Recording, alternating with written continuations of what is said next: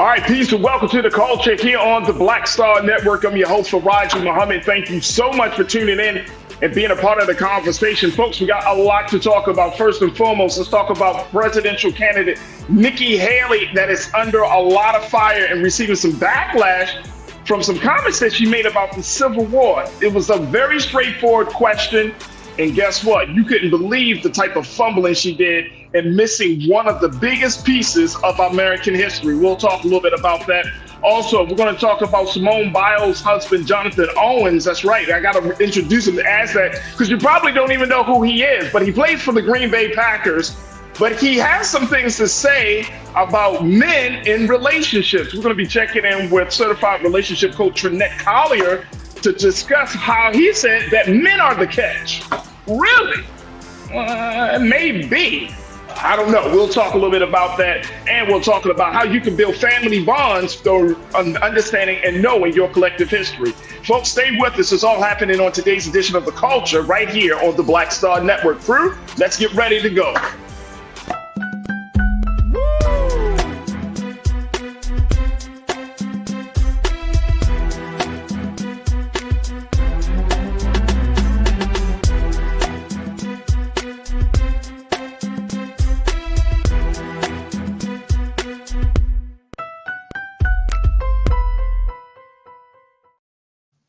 All right, folks, welcome to the culture here on the Black Star Network. I'm your host, Farajii Muhammad. Thank you so much for tuning in and being a part of the conversation as we have these big discussions. And we are streaming live right now on our home website, blackstarnetwork.com. Just download the app for free. Follow us on social media at Black Star Network. And more importantly, folks, we ask for your financial donations. It makes all the difference in the world, especially as we are embarked upon the final week of 2023, we need your support. So go to our website today, download the app again, but more importantly, we ask for any amount that you can spare. We know the holiday season was upon us, and we know that some of us might be like, oh, I'm strapped for cash or whatever the case may be. But your support means the world to us, and it doesn't matter how much it is, as long as the spirit to give, to invest, to support us is there. We truly thank you for your donation. And again, we hope that you continue to watch us and more importantly, continue to help us to grow as we move forward. Now, we're also on Amazon News. You can check us out on Amazon News on your Fire TV. Just go to our Amazon, your Roku TV or your Fire TV. Find us there, and you can definitely check us out. We're also on Amazon Prime Video, folks. That's right, Prime Video. Find us on the Prime Video app under Live TV, then go to News, or find us on Amazon.com under Prime Video, Live TV, the News. We're also on Freevee, where you can find us on now under News. That's right, the Freevee Network. Big shout out to Freevee for carrying us. And we're on Plex TV, 24 hours a day, 7 days a week. Just search for Black Star Network on Plex TV or find us under Live TV, the News and Opinion. All right, folks. We are on social media platforms, so make sure y'all do your due diligence. Check us out on 3 major social media platforms that we are streaming on at this point. And there's also on these platforms where you can find us on the Online Culture Crew, but we're streaming right now on Roland Martin's Facebook page. We're streaming right now on Roland Martin's YouTube page. And for all of those who are on X, our Culture Crew on the X platform. That's right. Thank you so much for tuning in and being a part of the conversation. If you're on Facebook, thank you so much for joining us, crew, on Facebook. You can also post your comments on the Facebook page as being part of the Facebook chat that's always happening. And then, of course, the YouTube chat. That's where you can find it. There we go. Our Online Culture Crew on the YouTube chat is always jumping and always moving around and making things happen. So big shout out to the Online Culture Crew. Gene Smith, I see you. Thank you so much for checking in. You said, good afternoon, brother Farajii, producer, special guest in the Culture family. Good afternoon, Gene. Thank you so much for checking in. Ming Lee, Natasha Serge. Ming Lee, thank you so much for, why your face like that, Ming Lee? Why you put that little crazy, put that face up there like that? All right, Ming, thank you so much for checking in. Sydney D, I see you. Thank you for checking in. Robin Welch, thank you for checking in once again. Always a good thing to have you a part of the conversation, Robin. Thank you. Lana, my sister, Lana, always bringing that fire, that heat, that love for our people. So, Lana, thank you for checking in. My brother, Conscious Thought, good afternoon, Culture Crew. Good afternoon, Conscious Thought. Always good to have you, bro. And I can't wait to hear what you got to say. I know you're going to have something to say on these topics, Conscious Thought. So make sure you get ready to post them. The ABX girl, you checking in. Always a pleasure. Always a pleasure. Love what you bring to the conversation. So thank you, as you always do. Mean Streets, you already jumping into the discussion. I see you. And we're going to get to that question. What do you want me to say about slavery? Nikki Haley asked. Yeah, Mean Streets. We got a lot of work to do. Karen Connor, my sister, checking in. As always, my sister Karen, thank you so much for being there, being super supportive of the work we're doing. Pastor Damon Blissett. Pastor, I'm glad that you and your family are back at home, brother, and I hope all is well. And I know you've been having a week of trial of, these past couple of weeks been tough for you and the family, but I hope everybody is slowly recovering and getting through it. And we are praying for you, Pastor Damon. Thank you so much. Who else we got in here? Jacqueline Rivera, thank you so much for checking in. Welcome to the chat. Chef Carter, welcome to the chat. Thank you so much for checking in as always. All right, Chef Carter, I see you. Almost thought we wasn't going to be on today. No, we're on today, Chef Carter. Thank you so much. All right, folks, let's talk. Let's talk a little bit. Nikki Haley, if y'all haven't heard about what Miss Nikki Haley had to say, I want to make sure that we let me just share this, and then let's see if we can kind of talk about this, because I think that it's indicative of something else that's happening in this country, which is why I wanted us to have a discussion about this. When she has backpedaled on her comments, a question that was a simple question that she was posed about the Civil War, she made a statement. And in the course of that statement, she did not acknowledge the very, very big thing around the history of the Civil War, why the Civil War happened. Now, when you think about American history, folks, you would think that as much as the GOP often talks about the importance of the American of history, the importance of America and understanding America, why is it so hard for members of the GOP to recognize that Black people were not just a part of American history, but our oppression is ingrained in American history? Why is that so hard? Why is that so hard? At this point, you look silly trying to act as if certain things did not happen in history. Now, it's history. Now, we're not at that place. It's been over 100 years since we've been in that place, right? So why is it just simply so hard to admit that, you know what, this happened? Because you make yourself look even more foolish when you can't admit to something that has happened, that's something that we have all been taught in schools. I'm talking about the adults. Now, today's standards, we're not talking about slavery, right? We're fighting to talk about slavery in today's classroom, folks. Y'all hear me when I'm saying that? We're fighting to talk about slavery, even though we know without a shadow of doubt it happened. More importantly, we're fighting just to talk about it, as if just simply talking about what has happened to Black people in this country is a problem. It's a real problem. Look, I got to take a quick pause. When we come back, I'm going to share with you what Miss Nikki Haley had to say in a simple question when she was asked at a New Hampshire town hall, when a voter bluntly asked the question, what was the cause of the Civil War? I want y'all to hear me. What was the cause of the Civil War? I'll share with you when we come forward what Miss Presidential candidate Nikki Haley had to say, and why this is exactly why we can't put certain people in office, and this is exactly why we have a big problem in America if we can't admit to the very, very known truth of what has happened in this country called history. Let's talk about it. Stay with me, folks. We've got a lot to cover. I want to certainly get your take on this. And of course, stay tuned. It's The Culture here on the Black Star Network.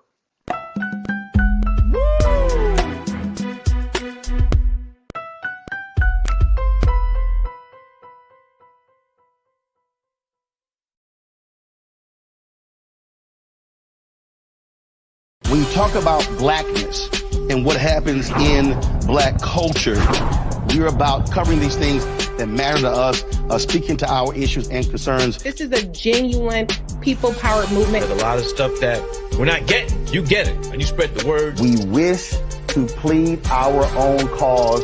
Too long have others spoken for us. We cannot tell our own story if we can't pay for it. This is about covering us. Invest in black-owned media. Your dollars matter. We don't have to keep asking them to cover our stuff. So please support us in what we do, folks. We want to hit 2,000 people, $50 this month, raise $100,000. We're behind 100,000, so we want to hit that. Y'all money makes this possible. Check some money orders. Go to P.O. Box 57196, Washington, D.C. 20037-0196.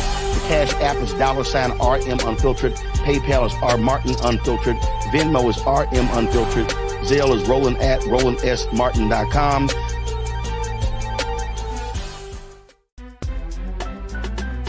I'm Farajii Muhammad, live from LA. And this is The Culture. The Culture is a two-way conversation. You and me. We talk about the stories, politics, the good, the bad, and the downright ugly. So join our community every day at 3 p.m. Eastern and let your voice be heard. Hey, we're all in this together. So let's talk about it and see what kind of trouble we can get into. It's The Culture, weekdays at 3, only on the Black Star Network. Folks, Black Star Network is here.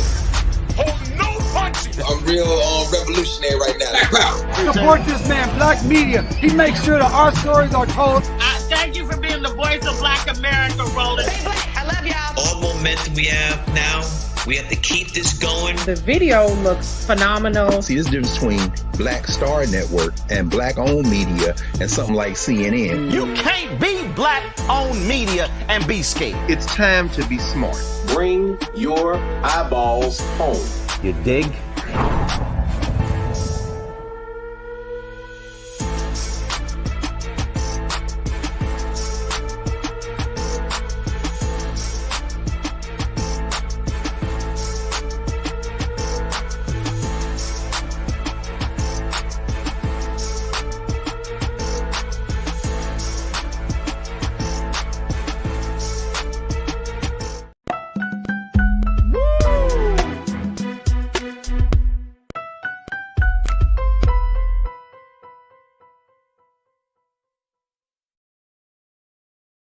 All right, folks, welcome to The Culture here on the Black Star Network. I'm your host, Farajii Muhammad. All right, now, big culture convo today is this situation around Nikki Haley. And the more and more I'm reading, and I got some stuff up, I'm going to share it with you, crew. The more and more, it just becomes worse and worse over, the more she tries to quote unquote clean it up, the worse it gets. And it's a simple thing, folks. This is a simple thing. Here's the thing. Here's the story real quick. Nikki Haley stumping, she's doing her campaigning. She's at a town hall in Berlin, New Hampshire, folks. Berlin, New Hampshire. Small state, small town hall, but she's making her rounds. Someone in the audience asked her a simple question. What was the cause of the Civil War? She said, let's put the quote up, please. Look at this answer, y'all. When she was asked what was the cause of the Civil War, she said, I think the cause of the Civil War was basically how government was going to run, the freedoms and what people could and couldn't do. That was the beginning of her response. Then she went on to say, I think it always comes down to the role of government and what the rights of the people are. And I will always stand by the fact that I think government was intended to secure the rights and freedoms of the people. It was never meant to be all things to all people. It was meant, and not she didn't say it was never meant. It was meant to be, it was never meant to be all things to all people. Even that response is problematic. How do you answer a question about the Civil War, a direct, blunt question about the Civil War, and not say the war happened because there was slavery? How does that happen, folks? How do you go? Then she went into this long thing to defend her stance on government and protecting people's freedoms and capitalism. But you didn't even answer the question. As a matter of fact, who said this in the crew, y'all? And post your comments, because this is absolutely insane. Absolutely insane. Who said this? One of you in the crew said that this was deflection. And it's more than just deflection. It's insulting. How do you not recognize this part of American history when you are a part of the party who are supposed to be promoting American values? The least you could have said was it was about slavery. And then just go on and say, but you know, that was a certain time in America and people didn't have freedoms and they had to secure their rights, but it was about us holding another group of people, another nation of people enslaved. Then you go into your diatribe about liberties and protecting freedoms and economics of the whole matter, but it was about slavery. How do you not say that about the Civil War in a history that is something that is literally in books? Millions of words have been published. Thousands of books have talked about this. And you mean as a presidential candidate, you cannot even come up and say this thing was about slavery? Are we that far gone? Is white America, and I'm not saying all of white America, but is some of white America that far gone that you can't even say the word slavery? You just want to act as if it totally did not exist, that institution that did exist for over 400 years, and it's still the remnants of it still exist 400, nearly 500 years later, it's still in existence. You can't even admit to that. This is the person that's running for president of the United States. You can't admit that slavery was the cause of the Civil War. It wasn't about no government. Oh man, it's about government. The country was totally unstable. But the part that destabilized the country was the fact that you had this institution. Now, we're not going to get into, what was the real reason behind President Abraham Lincoln's signing the Emancipation Proclamation. We're not going to get into all of that. That's a lot of history. And many of us should know this, right? But just a simple acknowledgement of a very real truth. That's the part I'm getting to, folks. And crew, I want to get your take on this. Post your comments on our Facebook page. That's we're streaming on the Roland Martin Facebook page. We're streaming on the Roland Martin YouTube page. I want to get your take on this. She can't even admit it, man. This is crazy. And these are people who want to run the country, but you can't admit to something that actually happened, that is documented, that we all have been taught in school. You can't even say it. Now, look, this is where it gets crazy. So she's facing this backlash. She went on a radio show in New Hampshire called The Pulse. And she goes on the radio show, two things. She said that the person that asked her the question was a Democratic plant. Now you want us to believe that. A Democratic plant.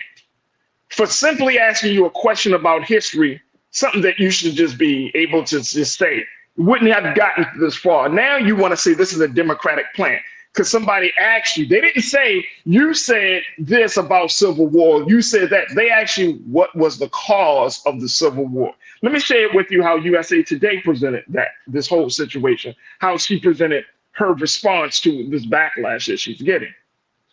Republican presidential candidate Nikki Haley, who is facing backlash over her response to a question about the Civil War at a New Hampshire campaign event, alleged without evidence Thursday that the questioner was potentially a Democratic plant, meaning somebody set that person up to pose a question about the Civil War.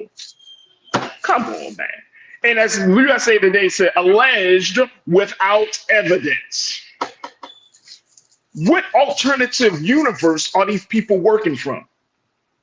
I can't understand it, crew. Let me go to y'all, because I can't get it. I can't get it. Let's see here. Let's see here. I saw somebody say that we're all rolling with Trump. Don't forget about Nikki. I mean, and I know we got people in the chat that, y'all push your little, Trump 2024 thing. It was whatever. You know what I'm saying? The chat will handle how you want to handle it. That's no problem. And you can talk whatever you want, but I'm talking about simple principles of intelligence. I'm talking about simple principles of acknowledging history. Why do you have to misinterpret all of this stuff to get your agenda across? If your agenda, and I'm talking about for GOP folks who are on this stance, if your agenda is the right agenda, if it's the best choice, if it's a righteous cause that you're taking upon, why do you have to manipulate and try to get us to believe the alternative facts and take us into a space of Black Mirror Twilight Zone delusion for you to get your agenda across if it stands the test of time, if it stands on something strong like the truth? Why you got to do all of the massaging and checking and I mean, why do all of that? If it's the truth, if your agenda is the alternative agenda, the agenda that the American people should hold on to, you should not be bringing us into a state of lying. You should not be encouraging us to be delusional or to forget the fact that there's history. Why do all of that if your agenda is sufficient, if it has the foundation of truth? Oh, wow. Yeah. You wouldn't have to make up all of the other stuff. You wouldn't have to omit nothing. And if you get to that place, and we got to take another pause, if we get to this place in our American history and talking about choosing the next president of the United States, but the next president of the United States should be able to, they should be able to accept all of the history of America. Black people have been taught that we must accept that.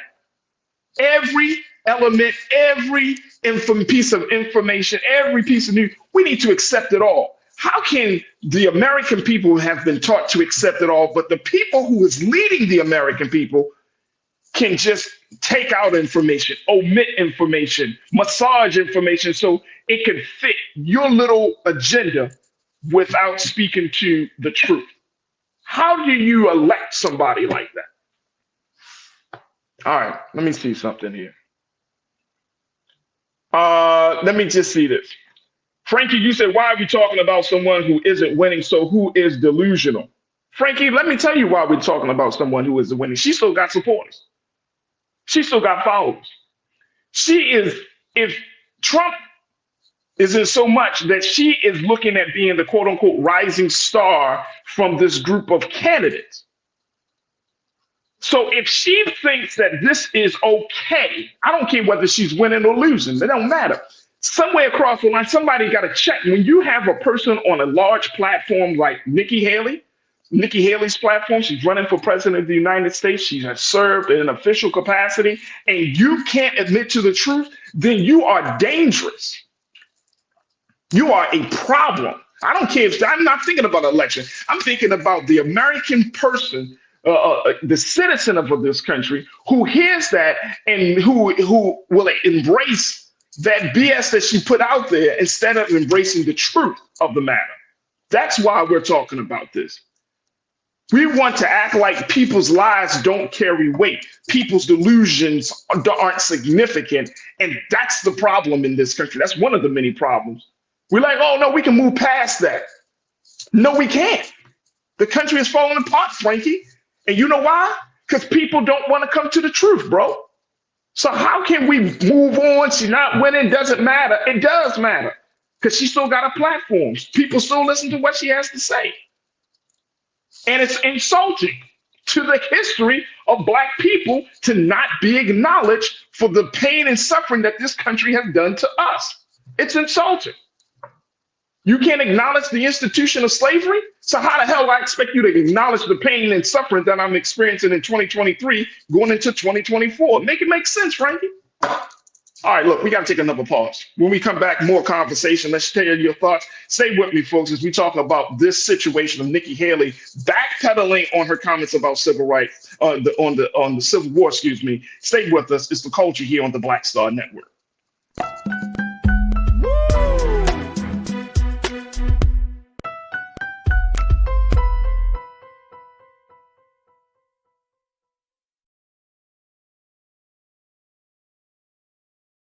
Folks, Black Star Network is here. Oh, no punching. I'm real revolutionary right now. Support this man, Black Media. He makes sure that our stories are told.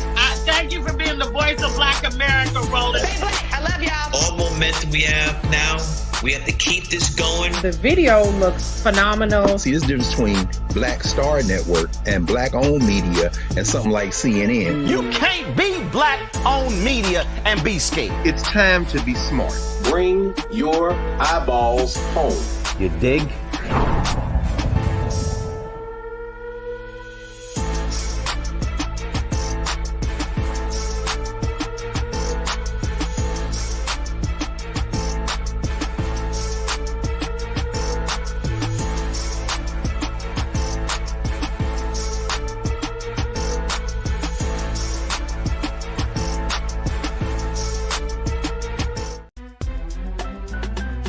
I'm Farajii Muhammad, live from LA.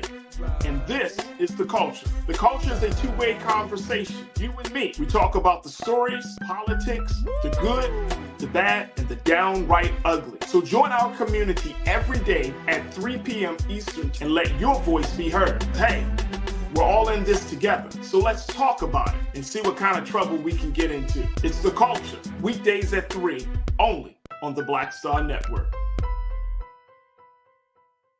When you talk about blackness and what happens in black culture, we're about covering these things that matter to us, speaking to our issues and concerns. This is a genuine people-powered movement. There's a lot of stuff that we're not getting. You get it, and you spread the word. We wish to plead our own cause. Too long have others spoken for us. We cannot tell our own story if we can't pay for it. This is about covering us. Invest in black-owned media. Your dollars matter. We don't have to keep asking them to cover our stuff. So please support us in what we do, folks. We want to hit 2,000 people, $50 this month, raise $100,000. We're behind 100,000, so we want to hit that. Y'all money makes this possible. Check some money orders. Go to P.O. Box 57196, Washington, D.C. 20037-0196. The Cash App is $RM Unfiltered. PayPal is R Martin Unfiltered. Venmo is RM Unfiltered. Zelle is Roland at RolandSMartin.com.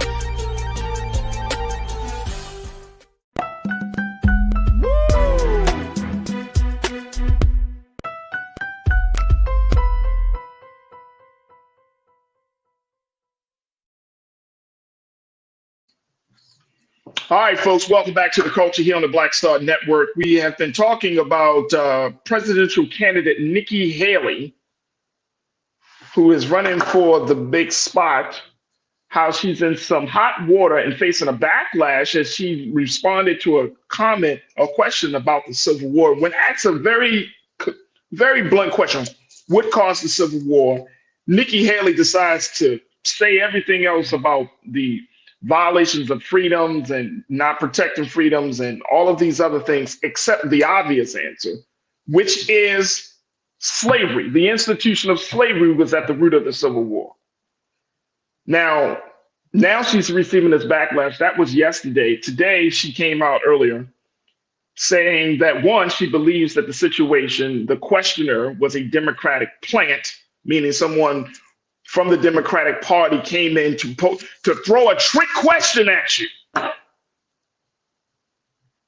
So the plant throws a question about the Civil War in New Hampshire to a Republican presidential candidate, and you think, Miss Nikki Haley, you think that person was a plant. Oh, they were trying to get me all stumbled up. Well, guess what? They didn't have to go too far because you fumbled and bumbled and you got yourself in hot water. This wouldn't even have happened if she just had said, hey, it was about the institution of slavery. But it's the fact that you can't admit to that that is problematic for me, and it should be problematic for the American people, because what kind of person what kind of person who can't admit to the truth, who can't acknowledge history, how can you be in the White House? How can you be the president for all people? Oh, I get it. I get it now. True. She can't be the president for all people because she's not desiring to be the president for all people. Bing bong, that's what it is. It's not about, you're not going into public service to serve the public. You're going into public service to serve your base. Oh, okay. I got that. She said also on this radio show, she said, I think, no, let me just share this part because this is interesting. She said in this local radio interview, of course this was today, of course the Civil War was about slavery. Oh, so you can admit that now, but why didn't you say it in a simple question before? She said, we know that. That's the easy part of it. No, it's not the easy part of it, because if it was so easy, you should have said it the first time. She said, what I was saying was, what does it mean to us today? What it means to us today is about freedom. Freedom for who? See what I'm saying? So now you, oh yeah, what I mean to say was what it means to us today. Freedom for who? How does the freedom of Black people, oh, you didn't even say the word Black. You didn't say that in your original response. So you didn't say that. You didn't say Black people. You didn't say people who were enslaved. You didn't say none of that. And you said freedom for who? You talking about the government. You talked about the government imposing itself upon the people so the people don't feel free. But are you talking about Black people, or are you talking about white people? Who are you talking about? Who are you talking about?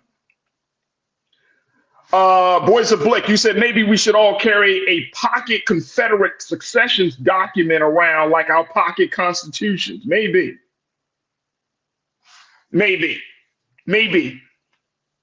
And again, this is not about just her not acknowledging this part of American history.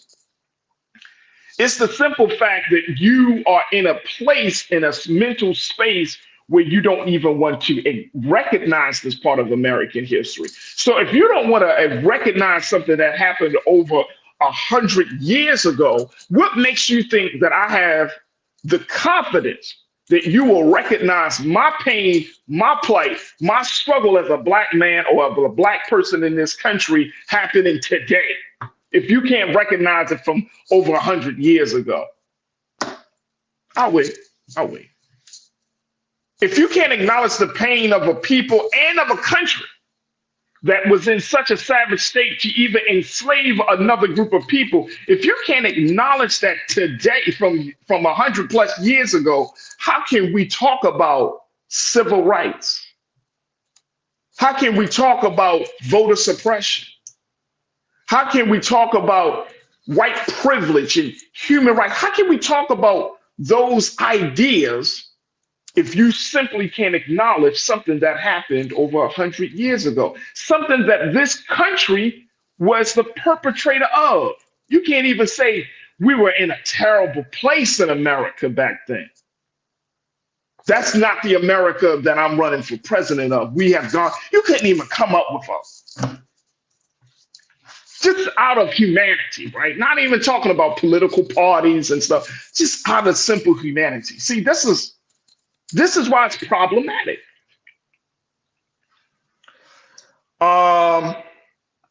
Let's go back to y'all.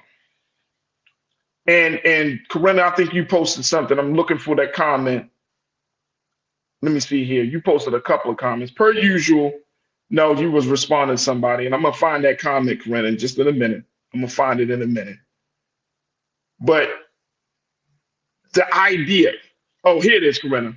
You said an issue with white domestic terrorists and white nationalists. This is way beyond political parties. There it is. There it is. The issue with white domestic terrorists and white nationalists, this is way beyond political parties. There it is. We're way beyond political parties at this point. When President Biden talks about fighting for the soul of democracy, if you are trying to restore the soul of anything, restore the soul of an individual, or and he's using this very like spiritual like terms, right? But that soul needs to be put at rest, because right now the soul of democracy is being threatened, and this soul of democracy is not being it's all over the place. We don't know what the soul of democracy is right now, because America is embroiled in an internal conflict with itself.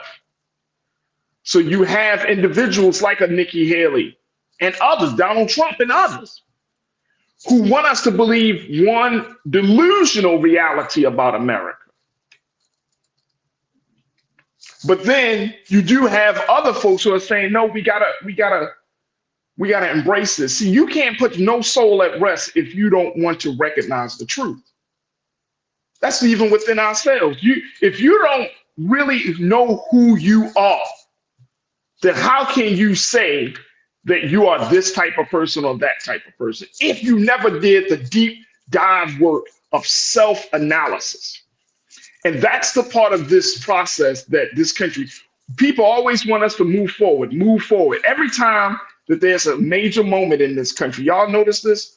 When there's major moments and things, we always ask we acknowledge the moment for like 30 seconds. And I'm just using this, I'm just using that as a term. But we acknowledge it for a very short period of time. And then we just like, all right, we move on. We're good now. And we do not take the time to do the deep self-work of self-analysis. As a country, it's not a part of our culture. It's not encouraged that we do this soul work. For those who are in the healing space, that's what y'all call it, right? That you got to take time for that soul work. What's the soul work? America has yet to fully confront its past, its race issues, has yet to fully confront the fact that the institution of slavery has put a stain on the soul of this country. We kind of still dancing around it. In 2023, we're going into 2024, and we can't even acknowledge slavery as part of American history. Come on. I want to take a quick pause before we come back. We got to take another quick pause. Stay with me, folks. It's a lot to cover. But we're going to try to work through this. Stay with me. It's The Culture here on the Black Star Network.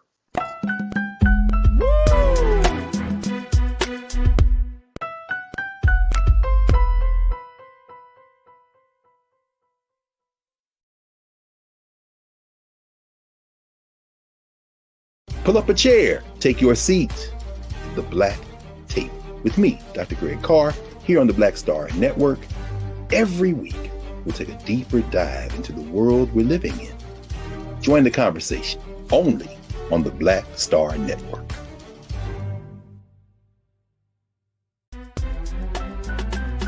I'm Farajii Muhammad, live from LA. And this is The Culture. The Culture is a two-way conversation. You and me. We talk about the stories, politics, the good, the bad, and the downright ugly. So join our community every day at 3 p.m. Eastern and let your voice be heard. Hey, we're all in this together. So let's talk about it and see what kind of trouble we can get into. It's The Culture, weekdays at 3, only on the Black Star Network. When you talk about blackness and what happens in black culture, we're about covering these things that matter to us, speaking to our issues and concerns. This is a genuine people-powered movement. There's a lot of stuff that we're not getting. You get it, and you spread the word. We wish to plead our own cause. Too long have others spoken for us. We cannot tell our own story if we can't pay for it. This is about covering us. Invest in black-owned media. Your dollars matter. We don't have to keep asking them to cover our stuff. So please support us in what we do, folks. We want to hit 2,000 people, $50 this month, raise $100,000. We're behind 100,000, so we want to hit that. Y'all money makes this possible. Check some money orders. Go to P.O. Box 57196, Washington, D.C. 20037-0196. The Cash App is $RM Unfiltered. PayPal is R Martin Unfiltered. Venmo is RM Unfiltered. Zelle is Roland at RolandSMartin.com. Folks, Black Star Network is here. I'm real revolutionary right now. Support this man, Black Media. He makes sure that our stories are told. Thank you for being the voice of Black America, Roland. Stay black. I love y'all. All momentum we have now, we have to keep this going. The video looks phenomenal. See, this difference between Black Star Network and Black-owned media and something like CNN. You can't be Black-owned media and be scared. It's time to be smart. Bring your eyeballs home. You dig?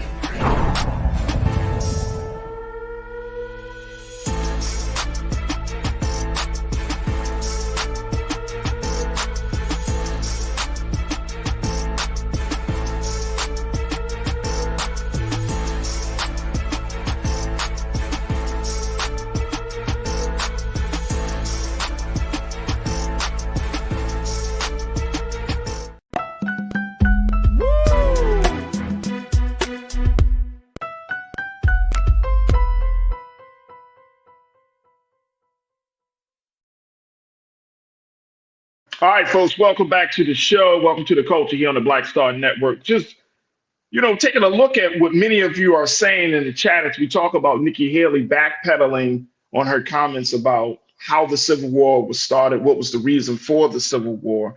Initially, she tried to frame it as the government infringing upon people's freedoms and not getting to the direct answer, which is the Civil War happened because of the institution of slavery. America were enslaving African people. Pastor Damon, you said it best.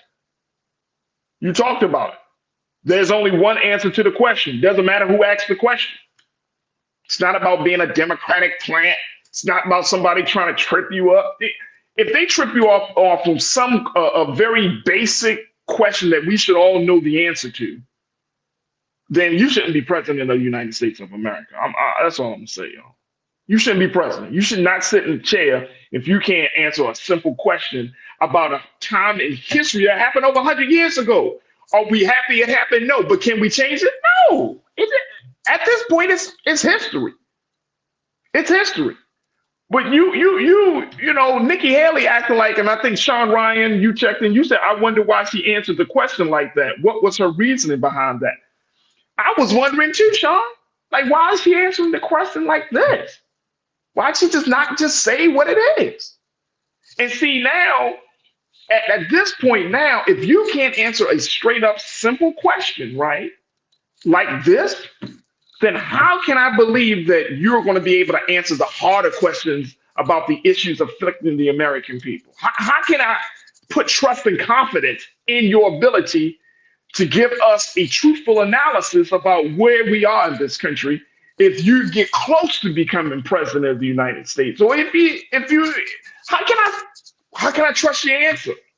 Now it shows me that everything that you say from this point forward is so distorted that you live in an alternative reality in the universe that I can't put no trust and faith in what you have to say. And you may be trying to say the truth, but if you can't, this is what happens, folks, when you massage or you admit the truth, that whatever comes out your mouth after that point, we can't believe nothing. It's going to be, it diminishes the trust that we have in your word. And more importantly, it diminishes the trust that we have in your analysis of how things are at this point. What's the confidence in that? That's why Trump is a problem. That's why Santos was a problem, right? The fact is that when you lie or you omit the truth, especially when you're in public service, right? And I'm not expecting everybody to be the patron and beacon of truth. We wish that to be the case, but we know in this political system, it's not the case. But when you constantly lie, when you are constantly at work trying to create a very untruthful or unrealistic view of history or unrealistic view of who you are, then how do we supposed to have trust and confidence in that? And I'm saying as the American people, how are we supposed to handle that?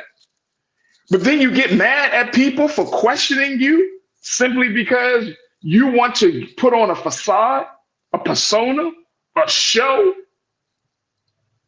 But then when somebody throws a question at you, when somebody call you out on your bull, then you get upset, you get irritated, you get agitated. Why? And then you can't even admit that you messed up. You can't say that. Nikki Haley, in her whole response to this backlash, can't even say, you know what, you're right. I should have just said boom, boom, boom, boom, boom. No, guess where you go now? Now you take us further down into this Twilight Zone, Black Mirror reality. It was a Democratic plan. But we're supposed to trust your ability to make serious decisions, right? To think about all Americans as president of this United States. Please. Please. Please. Farajii, Tiz, you checked in and you said, Farajii, they will never acknowledge the stain of slavery. Too many people were involved. England, Catholic Church, Spain, Portugal, and insurance companies. Basically, slavery was a business, big business. Tiz, you ain't lying, man. You ain't lying. It was huge business. It was a big business. And guess what? Everything that came out from chattel slavery, the institution of chattel slavery, as one, as we talked about this before, we had another story, and it was said that slavery and the legacies, I love this term in describing Jim Crow, redlining, and all of these things that we are dealing with at this moment, the legacies of slavery, Tiz, the legacies of slavery continue to be the foundation of this chapter in our American history. That's the problem. So we can't get to the source. And so since we can't acknowledge the source of the issues, how are we going to accurately address the legacies, the offshoots, the effects? Because we can't speak directly to the cause of an issue. Come on, man, talk to me. Come on, talk to me, Tiz. Great point, man. Great point. Great point. Cindy D, you said she's trying to call it state rights, as many races do. She's trying to call it everything else except for what it actually is, and that's the problem. That's the problem. We are in a serious situation. This is, and I'm going back to my sister Corinna Denise's tape. This is so much bigger than political party. If you think politics in this moment, it is so much bigger. The real reckoning that we have been talking about, that many people have been promoting to happen from 2020 around the killing of George Floyd and all that. You want to know what the real reckoning on this country will be? It's not just in police reform, because we got issues in all areas of life in this country. For Black, brown, white, for the Latino, for the Asian American, for all people, right? The real reckoning in this country is not policy. The real reckoning is the truth. America has a problem confronting the truth of who she is. And because that truth has yet to be fully embraced and acknowledged, this denial of the truth has permeated into the thinking of the American people. So now it's become so ingrained in our culture that we lie to ourselves. And then we put liars into positions of power and influence. And then we want the culture to continue to lie to us. And then, y'all see what the point I'm getting to? Y'all see the point I'm getting to? Lana, my sister, taking the last moment, you said we must demand our right. If you did it for them, you will do it for us. Black Americans must rise up. But you know how we must rise up, Lana? And we got to take another quick pause. The rising up starts with us always standing on truth, acknowledging where we are in this country. I'm tired of political leaders lying to us, telling us all is well when behind the closed doors and in those meetings, shit is falling apart. You want the American people to keep us thinking that, oh man, this country is good, we straight. Democracy is in peril today. Race relations is at an all-time high in terms of hatred among the people, right? political polarization is real. And this is not trying to be the bearer of bad news. We got to look at this because somewhere along the line, the leaders think that the American people are like sheep, where we're just easily swayed and led, right? But so many of us, whether you're black or white, Asian, Latino, we're waking up to the reality that, look, man, stop lying to the American people about these things that affect not just our lives now, but affect generations down the road.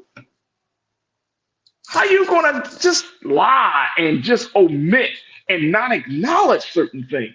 And then we want to say that we want to have a prosperous future. I don't want no future built on no lie, because any future built on a lie, it will soon become the past. Y'all hear me? Because that future ain't gonna stand.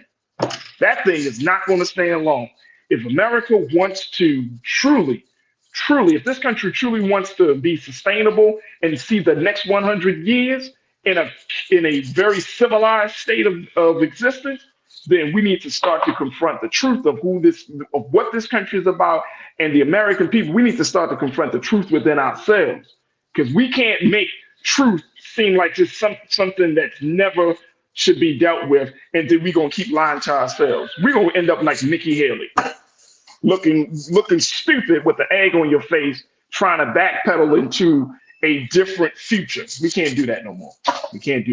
Folks, we got to take a quick pause. I'm done with her. Sing John James, thank you so much for joining us on the Bring the Phone fan club at a level 1. You supporting it, and I appreciate you supporting us here on The Culture and on the Black Star Network. We got to take a quick pause. When we come forward, let's switch gears. Let's talk about having healthy relationships. Let's talk about Simone Biles' husband. That's how I'm going to put him, Jonathan Owens, the player for the Green Bay Packers. Her husband and some of his problematic comments about male-female relationships, and how we can get to the truth of the matter and bring in some sense of union between men and women. Stay with us. The conversation up next with relationship coach Trinette Collier and you. You're tuned into The Culture here on the Black Star Network.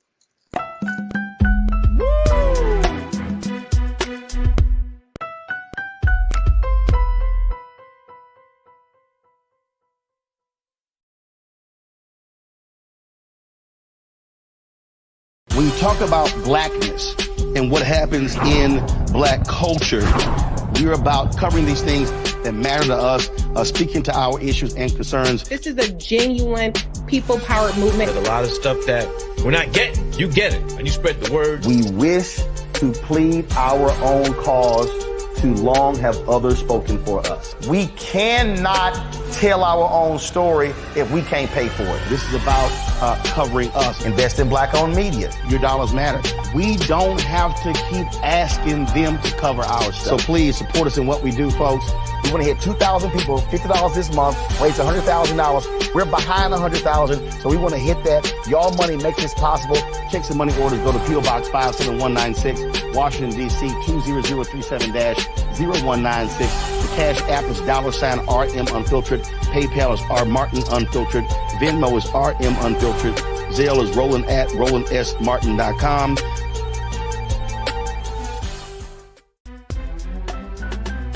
I'm Farajii Muhammad, live from LA.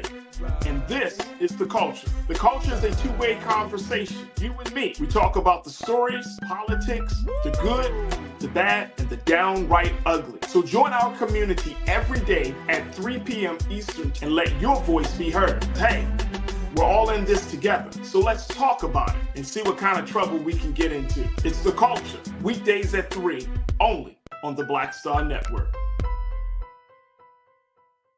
Folks, Black Star Network is here. Oh, no punches! I'm real revolutionary right now. Support this man, Black Media. He makes sure that our stories are told. Thank you for being the voice of Black America, Roland. I love y'all. All momentum we have now, we have to keep this going. The video looks phenomenal. See, this difference between Black Star Network and black-owned media and something like CNN. You can't be black-owned media and be scared. It's time to be smart. Bring your eyeballs home. You dig?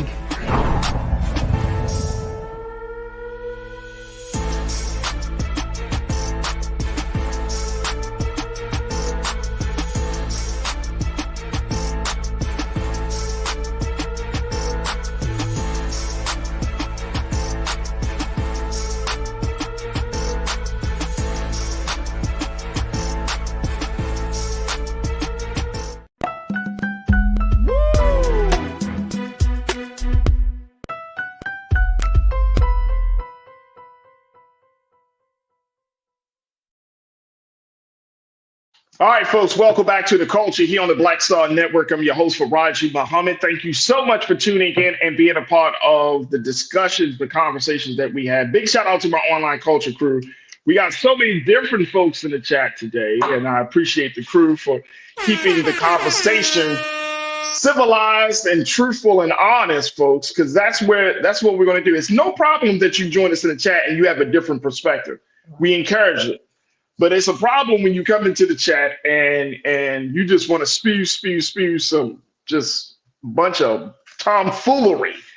And at the end of the day, we don't need any more of that. No more lying. Let's have conversations that's based on truth. Let's have conversations that's rooted in some real thought and not just talking up the side of your neck, as some would say. But a big shout out to my online culture crew on our YouTube chat, on the Facebook chat, and on the X platform. We truly appreciate it, folks. So thank you so much for being with us. Now, I want to switch gears because I want to talk about healthy relationships. We want to talk about male-female relationships. And I'm joined by a sister who is, she was a very special guest with us before, and to give us some insight about how we can kind of bridge the gap between men and women. This is always seems to be a real concern for a lot of people. And this is based on the recent comments made by Green Bay Packers football player, Mr. Jonathan Owens. You might be asking your question, who's Jonathan Owens? He's Simone Biles' husband, her new husband. They only been married just for a couple of months, and he already is just, whew, Lord Jesus. So, folks, we want to talk to the certified relationship coach. She is known as the inspirationalist. I'm happy to have her back on the air with me, Miss Trinette Collier Green. Trinette, thank you once again for being with us. How you feeling this afternoon? I'm good. How are you? I'm on fire, Trinette. I'm on fire. I see. It's the last few days. We got 3 days left before we end 2023. Yeah. I ain't trying to come to 2024 no BS, Trinette. I know that's right. I ain't doing that. I'm choosing me. Well, we talked about that before. Remember, we said we have all the toxic people. Hey man, I'm choosing. Hey, look, we choosing truth in 2024. There you go. You got to. Hey man, if the truth is ugly, choose it, because that's how you're gonna get clean. If it's a pretty truth, then so be it. But we choosing truth in 2024. All right. Let's talk a little bit about Jonathan Owens. Yeah. This has been a hot topic on social media. It has. It has opened the conversation up about male-female relationships. And Mr. Owens said a couple of things that I thought was just like, what? First, he said he met his wife. When he met his wife, they met on a platform called Raya, which is a dating app. But this is not one of those normal dating apps. It is a very exclusive, membership-based dating app that requires a lot of money to be a part of the app, right? Okay. There's some research on that. So they met, because you ain't gonna find no Simone Biles on any old dating app. No. So they met on a dating app, and he said first that he met her back in 2020. So we're talking about 3 years ago. Yeah. He did not know that who she was in 2020. Yeah. You don't believe that? I love the sport of gymnastics because of people like Simone Biles, Dominique Dawes. You know what I'm saying? Like when you have women who have just taken that sport to the next level. Right. How the hell in 2020 could you don't know who Simone Biles is? She is literally one of the greatest young athletes of our time. She was just awarded from Associated Press Female Athlete of the Year for 2023. And the most decorated. She's an Olympic gold medalist. Yeah. And you happen to cross her on a dating app, which means that she's being very selective. Yeah. And yet you still don't know who the hell she is. Oh, I mean, that's kind of tricky now. That's kind of tricky because he's a football player, right? I don't know much about his football stats and whatnot. How long has he been playing? I have no idea. Okay, so can I keep it real with you, Trinette? Yeah. I only knew that who he was because of Simone Biles. I'm gonna be honest. Okay. Oh. Hey, look, we might have. Hey, look, I'm gonna tell my team, Least, we might have to change that little part from Jonathan Owens to Simone Biles' husband because. Don't you do that? Don't you do that? Who knows him? So, okay, do you think that she knew him? She probably did. I don't know, but guess what? One thing she didn't do that he did was that she didn't embarrass the hell out of her damn spouse by saying she didn't know him. Yeah, I do think that may have been the information that he could have kept to himself. But when I listened to the conversation, it seemed really innocent. It really did seem innocent. Now, that could be my perception, but it seemed like he really didn't know. And I'm going to give him the benefit of the doubt to say that he was maybe because he's training, he's on the field, he's doing his thing, and he really doesn't have time to know. But, and at the same time, I'm thinking if you're on the app, shouldn't they have told you who this person was? Because now that you said that it was an exclusive app, I'm thinking if you're going to pay money like that, right, you're going to they're going to give you all the information, right? Look, again, it's Simone Biles. If you see her name pop up, you should automatically be like, oh, snap, like, is this the real Simone Biles? Like, more question of like, I'm being catfish?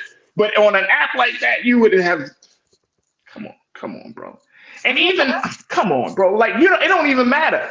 How many times has other athletes, I've seen LeBron James congratulate athletes outside of the basketball space. Right, yeah. You know what I'm saying?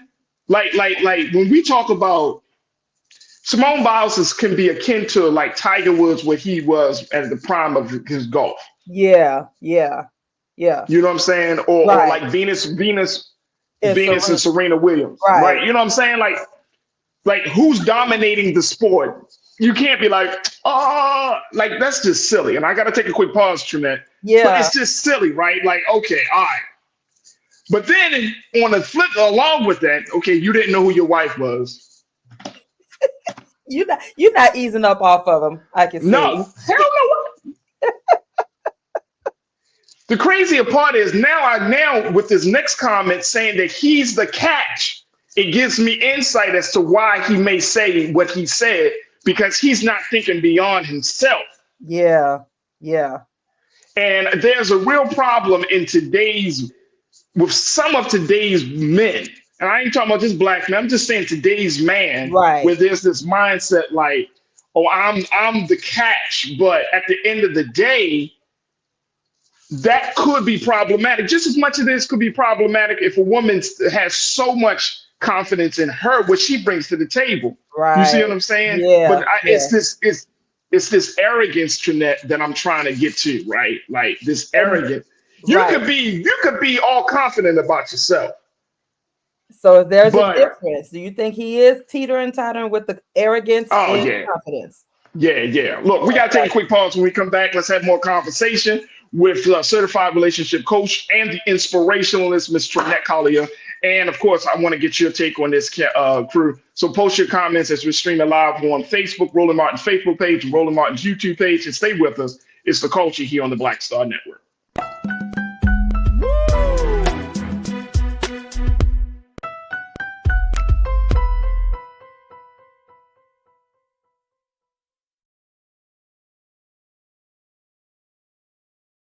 Folks, Black Star Network is here. Oh, no punches! I'm real revolutionary right now.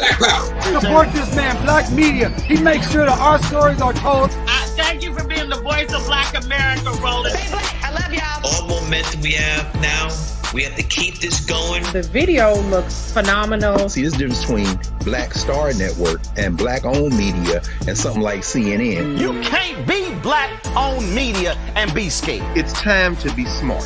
Bring your eyeballs home. You dig?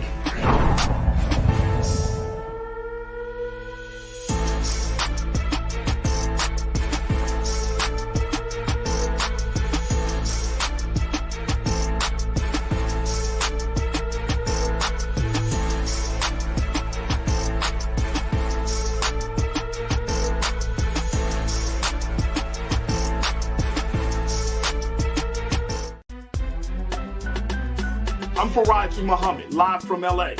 And this is The Culture. The Culture is a two-way conversation. You and me. We talk about the stories, politics, the good, the bad, and the downright ugly. So join our community every day at 3 p.m. Eastern and let your voice be heard. Hey, we're all in this together. So let's talk about it and see what kind of trouble we can get into. It's The Culture, weekdays at 3, only on the Black Star Network. When you talk about blackness and what happens in black culture, we're about covering these things that matter to us, speaking to our issues and concerns. This is a genuine people-powered movement. There's a lot of stuff that we're not getting. You get it, and you spread the word. We wish to plead our own cause to long have others spoken for us. We cannot tell our own story if we can't pay for it. This is about covering us. Invest in black-owned media. Your dollars matter. We don't have to keep asking them to cover our stuff. So please support us in what we do, folks. We want to hit 2,000 people, $50 this month, raise $100,000. We're behind 100,000, so we want to hit that. Y'all money makes this possible. Checks and money orders go to P.O. Box 57196, Washington, D.C. 20037-0196. The Cash App is $RM Unfiltered. PayPal is R Martin Unfiltered. Venmo is RM Unfiltered. Zelle is Roland at RolandSMartin.com.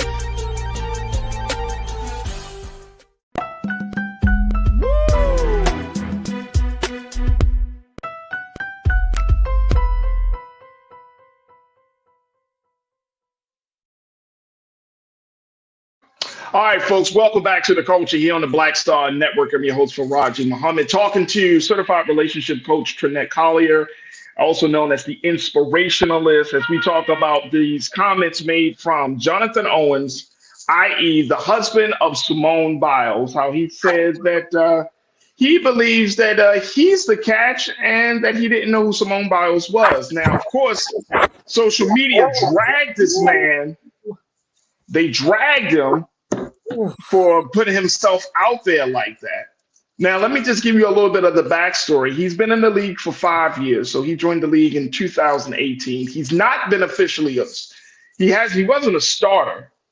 Pastor Damon, you say he went from the Texans to the Packers, right? So he's already, crisscrossing teams in his first 5 years, right? Okay, that's fine.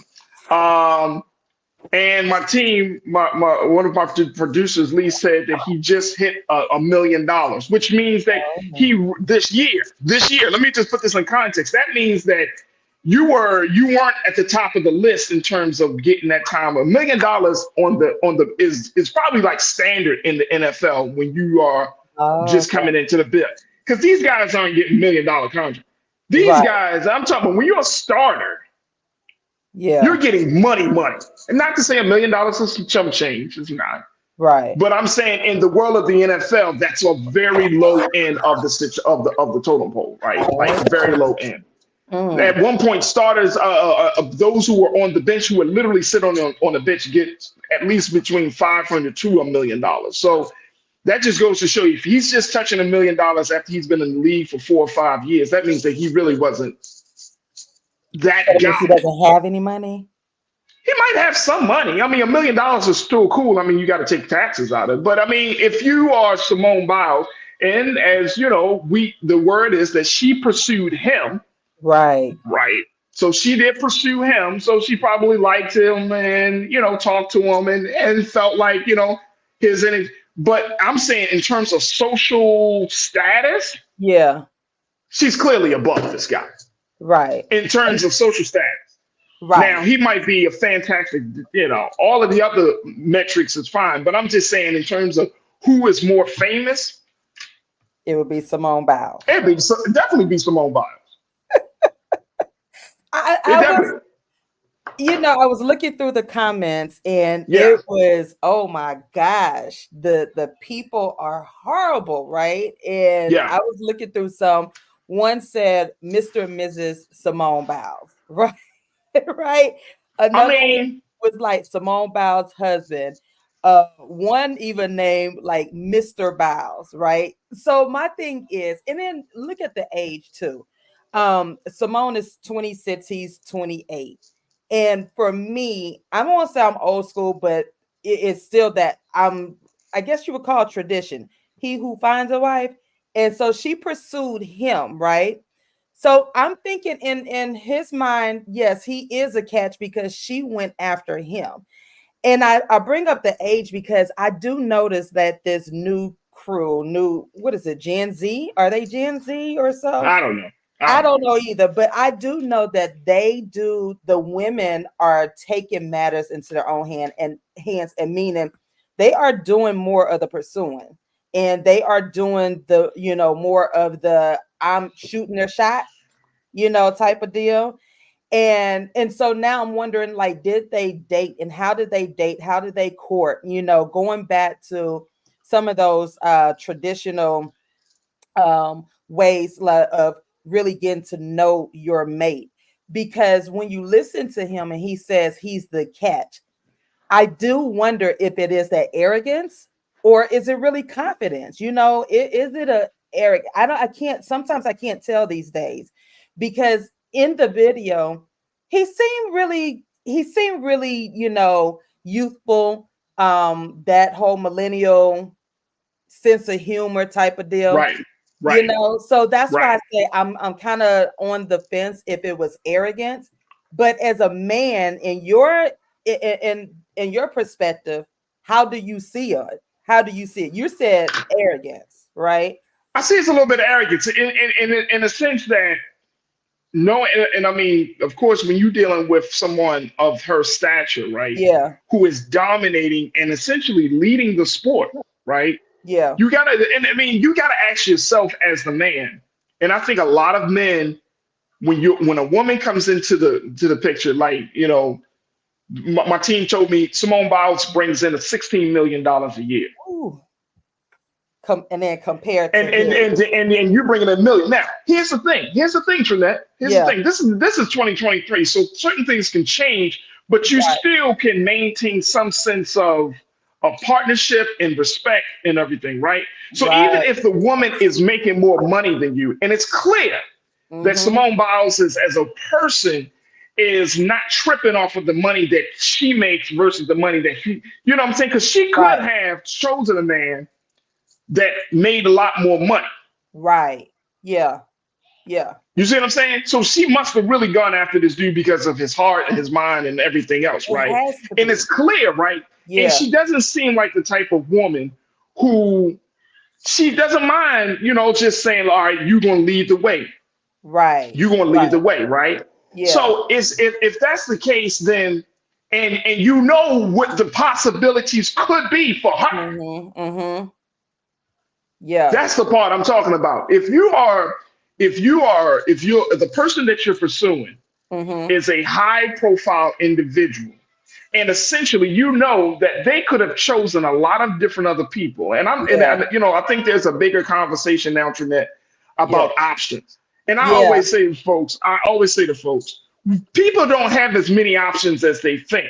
Just because you got 100 people in the room doesn't mean you have 100 options. That's true.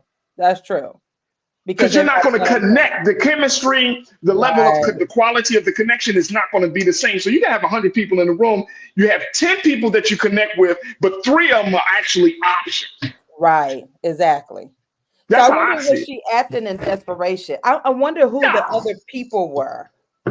I mean, she might have not. I don't think she would act in desperate. I don't. And again, of course, we don't know her. Yeah, but we don't know her. But I don't think it's a desperation, right? Like, I think that if you are being intentional about getting into a relationship, when those red flags come up, then in your intentionality, you'll be like, you know what, this is not for me.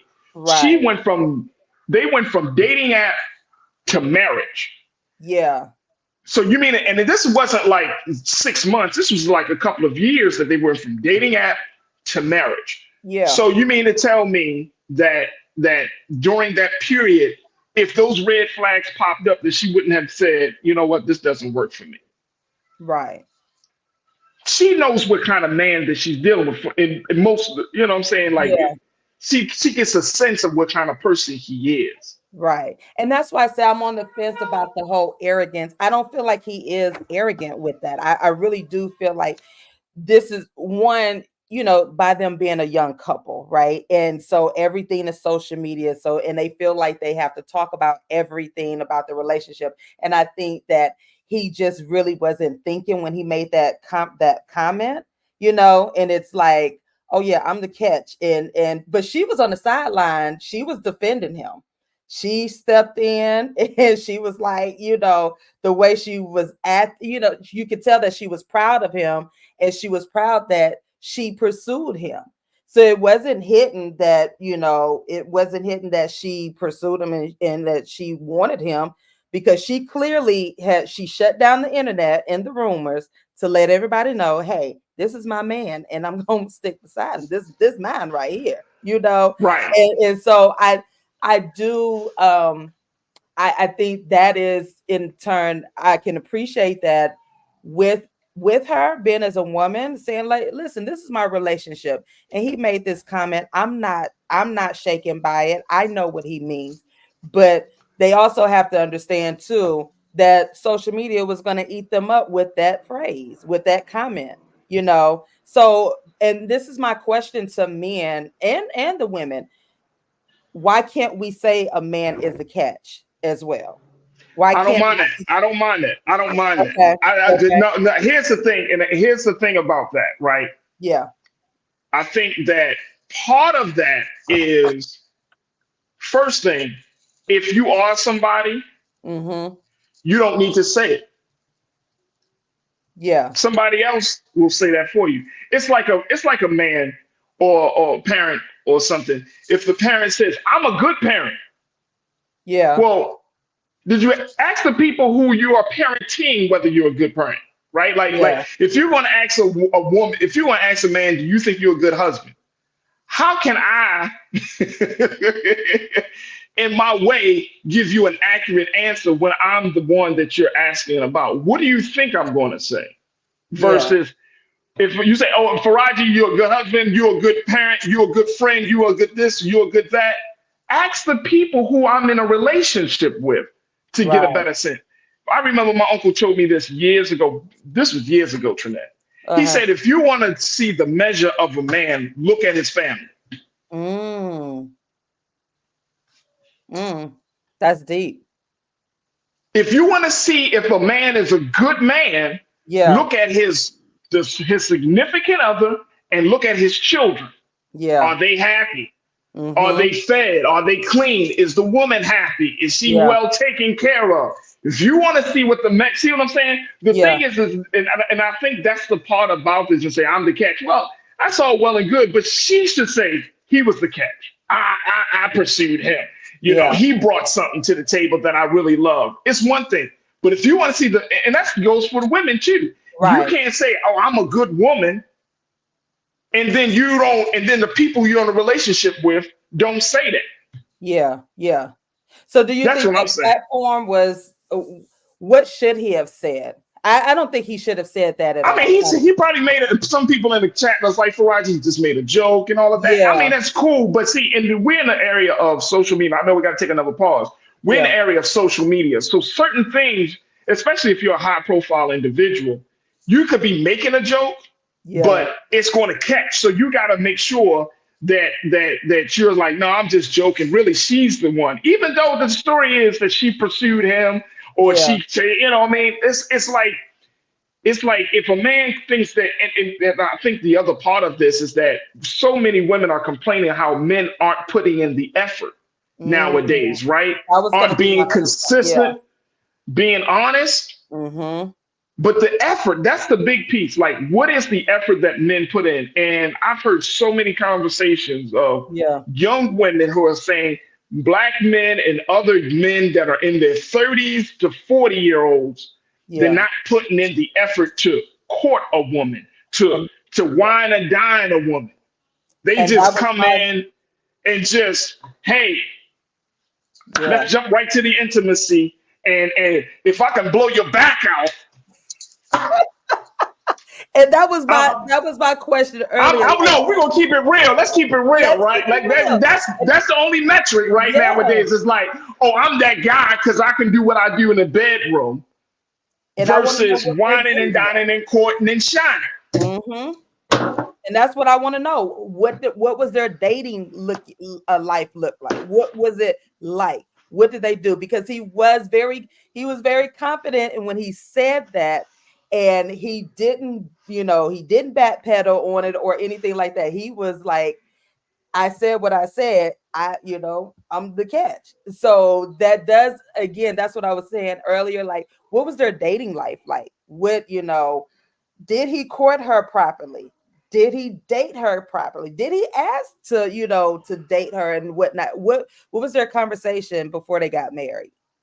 That's what I mean. And look, and they're married now, right? Right. I mean, he kind of, it is, and I'm happy that they're married. I'm not even mad that they're married. Yeah. But I think that, in the larger zeitgeist of how people are having conversations around relationships, which is why we wanted to have this conversation with you. Yeah. Is that it can become very toxic. And if a man doesn't know that, even if he feels like he's the catch, right? Mm-hmm. So you feel like you're the catch. This is the slippery slope. So if you feel like she's the catch, or you're the catch as a man, do you not take her out? Do you not give her flowers? Do you expect her to do that? Or do you expect her to plan the dates too? If she's comfortable with that, guess what? But you see what I'm saying? And most women, and I've seen, and I've talked to sisters who are now in a space of like, look, I want, and this is what we see. I want a man to be a man. I want a man to lead. Now, that doesn't mean that you got to lead all the time or with this domineering, controlling attitude. Yeah. But you at least have to take the lead. How does a woman know that you're interested in her if you don't put in no effort? How does a woman know that you are going to protect her, that you're going to give her the world? Remember them old school 1990s R&B records, Trinette? They'd be like, I give you the sun, the rain, the moon, the stars, and the mountains. I think y'all got tired of doing that. I think y'all got tired of doing that.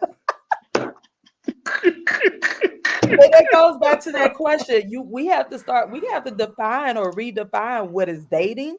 What should a man do? Like we really do now have to have these discussions on what does dating look like? And that is that big question mark that is hovering over a lot of these relationships prior, and you said something earlier about the whole, jumping right to the intimacy. Like maybe that's new for a lot of people. Like maybe that's what it is. But again, we don't have a direct, like a defined definition of what is dating, because there's so many aspects of it. And so when their fathers and the mothers are teaching now the 20-year-olds plus the millennials, what do you tell that person? Do how do you teach your daughters and your sons to date? What is acceptable? What is not? Do we still go by a man opening the door? What is it, chivalry? Are we still accepting that? And see, there it is. There it is, right? Trinette, come on, let's be for real. I gotta take another break. So here's the thing. This is why I say it's a slippery slope. I think the man could be confident about who he is and what he brings to the relationship. But then it's a slippery slope. Or do you want her to open the door for you, bro? Listen. Some dudes like standing at the door waiting. She'd be like, wait, what you doing? Oh, I thought you was gonna open. Man, you better get your ass out that car, man. Open the door. I mean, chivalry should not be dead. You know what I'm saying? But I'm making a little fun of it. But I'm just saying, at the root of it, right? The man, and I think a lot of women, and I don't see no major cultural shift on this, but a lot, and I'm talking about Black women, still want a man to protect and to provide. Yeah. And I'm not talking about just money. I'm talking about being emotionally available. I'm talking about being present in those moments, in those important times in a woman's life. I'm talking about that protection and providing. Right. That's what a lot of women are still looking for. And you can't be like, well, I'm the man, I'm the catch. So who's going to protect and provide for me? And that's a great question, brothers. That's a great question, fellas. Yes. But if we do and I'm saying get back to some of those old school values on some things, not on everything, Yeah, but on right, some things, right. then that part of her is going to be tapped in when she is going to create the heaven on earth in your home. Mhm. Because she's 26 now, and a change is about to come. A shift is going to come in a female and also in the male. So when she hits that point of her shifting, she's in her 20s. When she hit that 30s, those 30s, something's going to click. I'm praying for the relationship. I want them to succeed. I want them to, but I think this is where they need that marriage mentor, that couples Yeah. mentor to come Yeah. in and say, hey, brother, you know what? Let's these comments, or just kind of revisit that, because she may look at that later on. I mean, who knows? We don't know. But like I said, from just the video clip, she was very adamant. Hey, he said what he said, and I don't have a problem with it. It's YZ. But however, when you're, like you said, when you're looking down the line later on in the years, when they're celebrating 4 or 5 years, and plus, I'm pretty sure she's going to have a thought about that comment, and it depends on his actions as well. That goes And along with, over the time.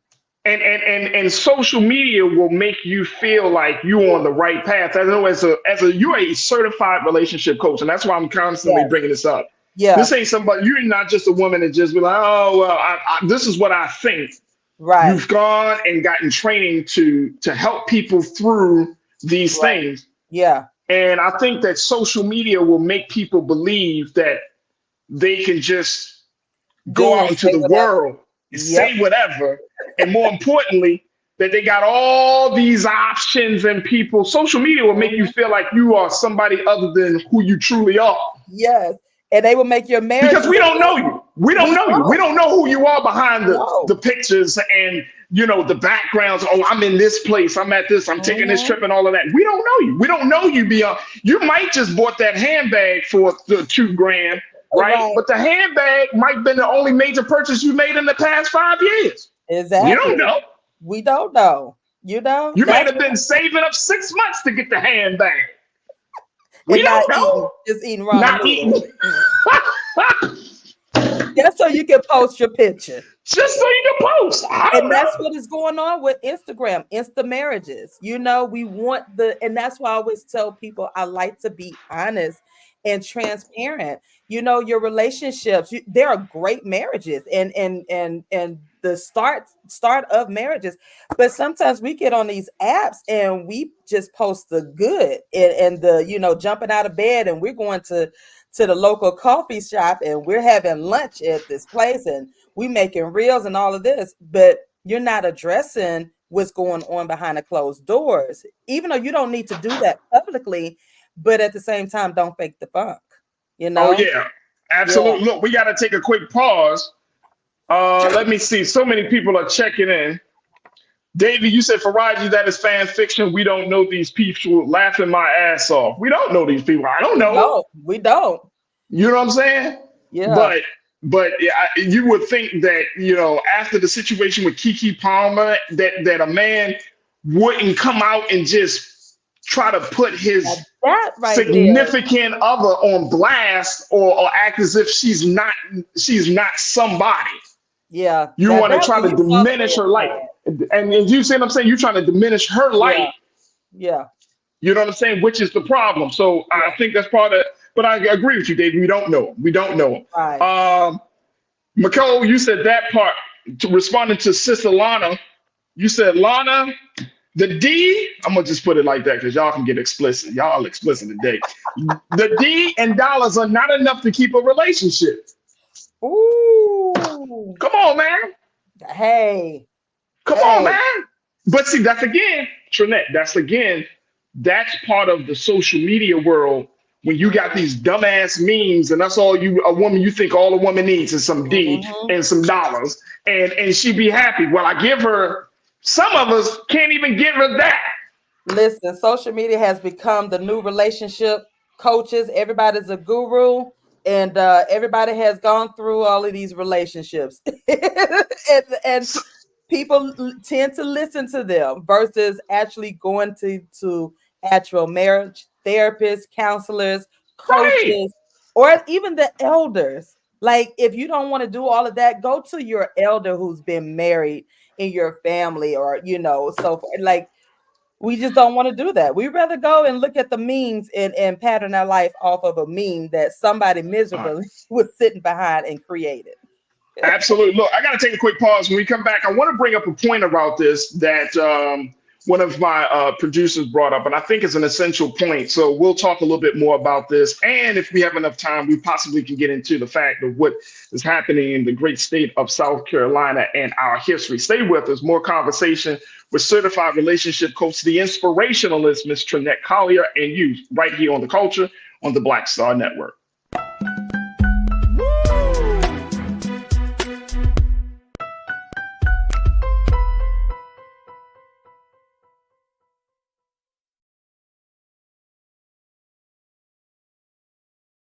When you talk about blackness and what happens in black culture, we're about covering these things that matter to us, speaking to our issues and concerns. This is a genuine people-powered movement. There's a lot of stuff that we're not getting. You get it, and you spread the word. We wish to plead our own cause. Too long have others spoken for us. We cannot tell our own story if we can't pay for it. This is about covering us. Invest in black-owned media. Your dollars matter. We don't have to keep asking them to cover our stuff. So please support us in what we do, folks. We want to hit 2,000 people, $50 this month, raise $100,000. We're behind 100,000, so we want to hit that. Y'all money makes this possible. Check some money orders. Go to P.O. Box 57196, Washington, D.C. 20037-0196. The Cash App is $RM Unfiltered. PayPal is R Martin Unfiltered. Venmo is RM Unfiltered. Zelle is Roland at RolandSMartin.com.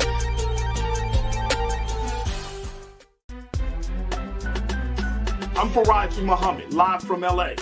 And this is The Culture. The Culture is a two-way conversation. You and me. We talk about the stories, politics, the good, the bad, and the downright ugly. So join our community every day at 3 p.m. Eastern and let your voice be heard. Hey, we're all in this together. So let's talk about it and see what kind of trouble we can get into. It's The Culture. Weekdays at 3, only on the Black Star Network. Folks, Black Star Network is here. Oh, no punches! I'm real revolutionary right now. Support this man, Black Media. He makes sure that our stories are told. Thank you for being the voice of Black America, Roland. Stay black. I love y'all. All momentum we have now, we have to keep this going. The video looks phenomenal. See, this difference between Black Star Network and black-owned media and something like CNN. You can't be black-owned media and be scared. It's time to be smart.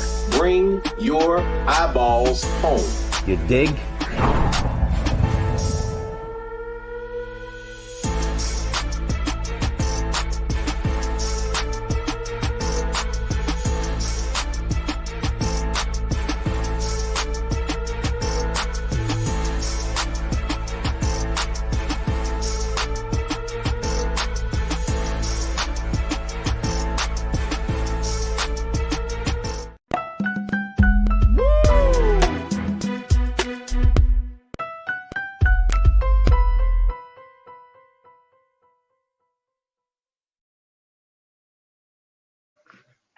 All right, folks, welcome back to The Culture here on the Black Star Network. I've got certified relationship coach Trinette Collier joining me.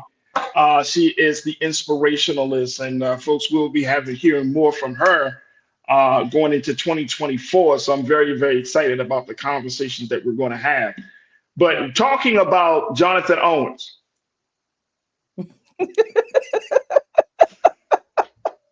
Did you just freeze your face?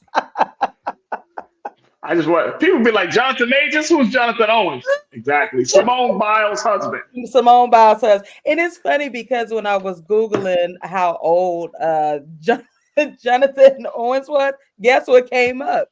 Simone Biles' husband. And I was like, oh my gosh. Really? Like, see, here's the thing. He's trying to act like this ain't Beyonce, Jay-Z. Right. Yeah. Where they had their own identity. And I'm not saying Jonathan doesn't have his own identity. Right. But you know what I'm saying? In that relationship, it's what some would probably say more of being equally yoked. They're both at the top of their game, right? Yeah. In a lot of ways, right? Right. But they still, and I'm speaking to their relationship of Jay-Z and Beyonce, there's still a sense of tradition. There's a traditional construct that is applied to their relationship. That Yeah. as great as Beyonce is, we know that Jay-Z makes more or is worth more or quote unquote can provide. Even at Right. that level, that woman, and I know this, I'm telling you, this is, y'all gonna get mad at me, but I know Beyonce is a Virgo woman. She ain't hearing 50-50.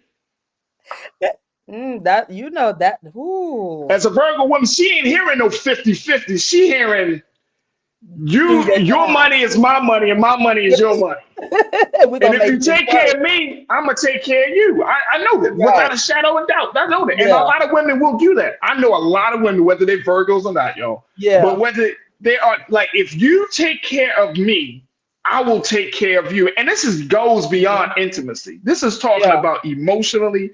This is talking about economically. This is talking about, I'll be there to support, to be there to hold the family down. If you're doing what you're supposed to do. Yeah.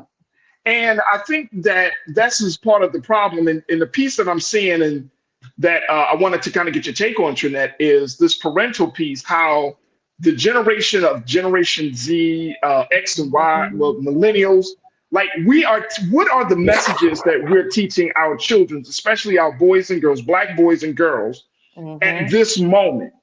Because if the messaging for boys is the only way you need to get a woman is because of your sex game and money, and the messaging for girls is find you a man that can save you.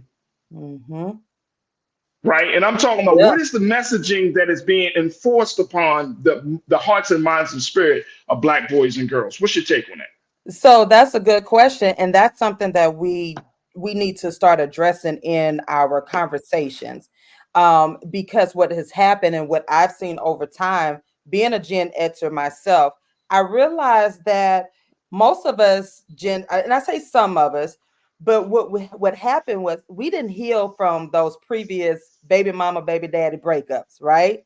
Right. And so we didn't heal from the college boyfriends, college girlfriends, or those toxic relationships we had back in the 90s. And so when we started having children or whatnot, and we're given this relationship advice, the first thing that comes out of our mouth is, don't you let no man do you X, Y, and Z. Don't you let no woman do this. Don't let no woman take your money. Don't you be.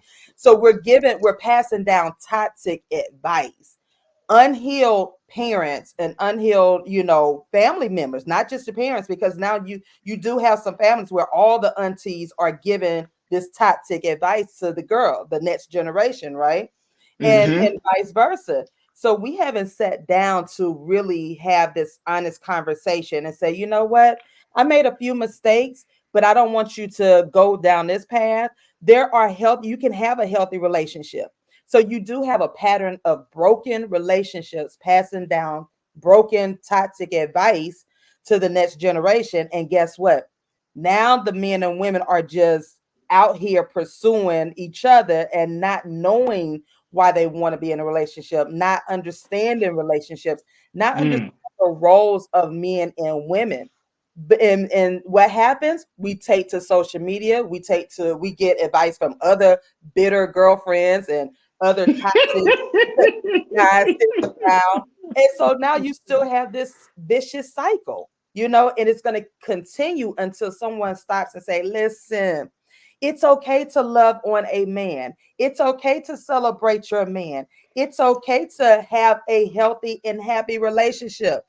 Everybody's not filled with trauma. Like, I've never seen so much trauma pass on and on and on every year. Every year, we as a people in our relationships, we have trauma, and nobody wants to start healing, And I don't really think that we're understanding that we do have the next generation. Like I was telling my nieces, like, listen, your auntie made some relationship mistakes.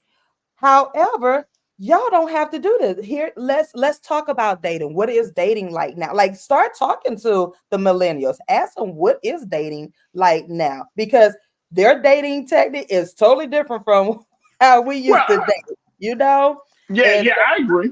yeah, I was going to say that I think that you got to really be intentional, yes, right? Like, yeah, are you in this space of just meeting people just to sleep with them, or are yeah, you in this space to really cultivate a connection and have a fulfilling relationship, yeah. right? Like, I And think it needs to be instant. I think that intention is a huge part of it, right? yes, And unfortunately, I feel like the culture is all about a la carte mm-hmm, partnership.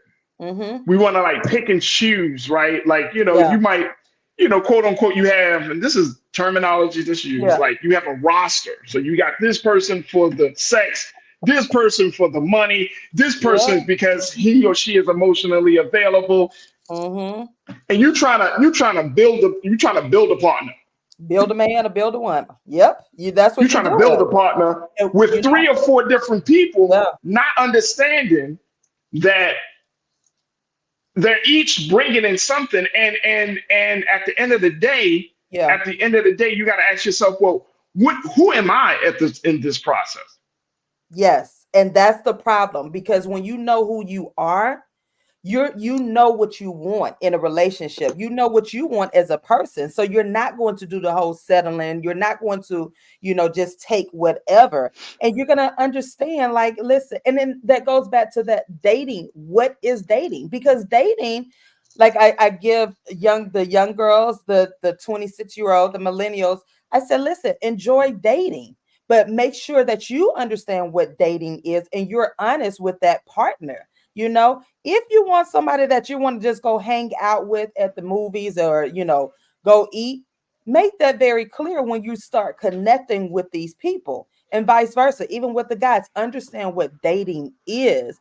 Don't get into a serious exclusive relationship and good and doggone well you in your early 20s, and it's a whole lot of other folks out here, and you want to just narrow it down to that one person. If you don't know, again, you have to go back to who you are and what you want. If you want to just date, then do that, but have the understanding what dating is. And that's that line, the miscommunication, the lines are blurred, and that's Yeah. that's the problem, because now nobody wants to tell each other the truth, or we don't want to really say, hey, you know what, I really just want you as a cut buddy. I don't like you like that. I just need a little, Can you come over at 5 on Fridays? That's all I need you for. We don't have that honest conversation. Not that I condone it, but that's the But even reality. that, look, I think, look, we talking to adults, and we got We're to talking close to out the show. adults. We're talking to adults, and I think a lot of us know that when we were younger, we used to think that was sustainable, or Yeah, that was cool, or that was fun, and then right, after we've had these experiences, we've all probably just been like, man, that ain't gonna lead to nothing. right, It's going to cause more harm than good down the road, because you're going to be caught up in a situation, and then there's all these mixed messages, and then yeah, nobody is saying exactly what they're feeling, and more importantly, no boundaries are being set in the process. So you got all this stuff happening, and then you're like, nah, this works for me, I'm good, right, and right. you're not good. You're You're not. not good. And then You're this not. is you're not there's so many things that are like left uncertain in that Yeah, connection, that it becomes a problem. Look, I know yeah. that this is an ongoing conversation, Yes, Trinette. it is. Woo. Can a man be a catch? He can be, but let the woman or his partner tell him that he's a catch. That's my answer. Yeah, You can't say I'm a catch. I'm going back to what my uncle said. The measure of a man, you want to see what a man is all about? Look at the woman, look at the person in his life. And if he has children, look at the children in his life. You can tell hmm, a lot. You can tell a lot. Because I yeah, don't care what you see from, look, we laugh at Nick Cannon, right? But here's the yeah, one thing, though. Nick Cannon is, I guess, if we don't know him, right, that he's doing something to try to support it. You know what I'm saying? We don't yeah, know. But you right, got to ask the children, you got to ask the women in men's lives, is this guy the guy that he right. puts himself out there to be?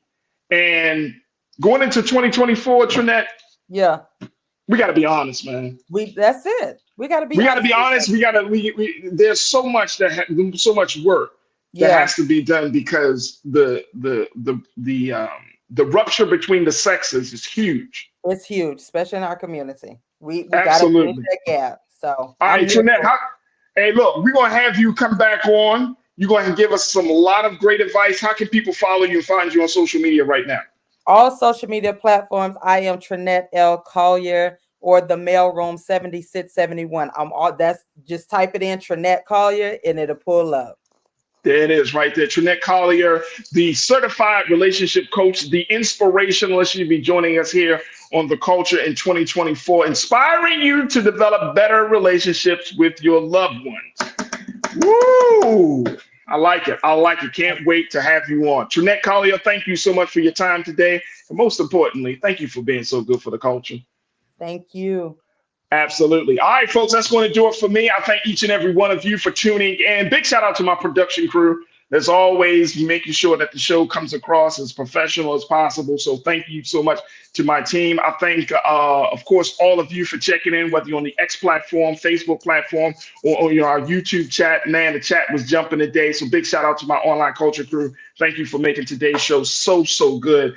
And of course, tomorrow will be the final show of the new year. Of the old year. Can you believe it? We're at the end, folks. We're at the end. So I'm going to have my sister Corinna. I'm going to have Corinna on tomorrow, y'all. God willing, we're going to have Corinna. We're going to chop it up, right, Corinna, me and you. As always, we're going to bring Fire Fridays back to you one more time for 2023. So we'll have that conversation tomorrow. Make sure y'all do your due diligence. Support us here on Black Star Network, man. We're doing our best to make sure that we're covering the conversations, the topics, and just the culture in general. Go to our website today. Download the app for free. Follow us on social media. And please give something. Anything that you give. I know it's the end of the year. I know the holidays just passed, but trust and believe, we need your support. So go to our website today at blackstarnetwork.com. And we cannot thank you enough for your support and being an investor and a stakeholder in this movement. All right, that's going to do it for me. Stay tuned. Up next, 6 p.m. Eastern Standard Time. Roland Martin Unfiltered. As always, never be afraid to challenge what's wrong. Stand for what's right while being yourself in the process. God willing, we'll talk tomorrow for another exciting edition of The Culture right here, only here, exclusively here on the Black Star Network. Have a great evening. Peace.